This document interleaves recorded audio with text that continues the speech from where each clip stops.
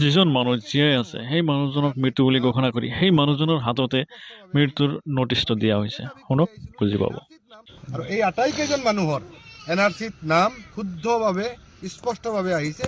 আমি তাকে দাবী কৰি আহিছিলোঁ যে NRCত নাম থকাৰ পিছত কেনেকুৱা মানে সন্দেহযুক্ত নাগৰিক হয়। এই ব্যক্তিজনক মৃত বুলি ঘোষণা কৰি আকৌ নোটিছ একেটাৰ হাততে দিছে বোলে আপুনি মৃত। কোন ধৰণৰ কাণ্ড হৈ আছে এইবোৰ অসমত?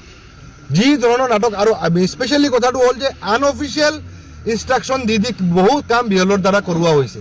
গতিকে আমি সকীয়াই দিছোঁ আমচুৱে অবৈধ আৰু অনিয়ম কৰি কোনো বিহলৈ যদি কাম কৰে তেখেতসকলৰ ওপৰত আমচুৱে গোচৰ তৰিব, আৰু আজিৰ পৰা এই গোচৰ দিয়াৰ প্ৰক্ৰিয়া আৰম্ভ হৈছে।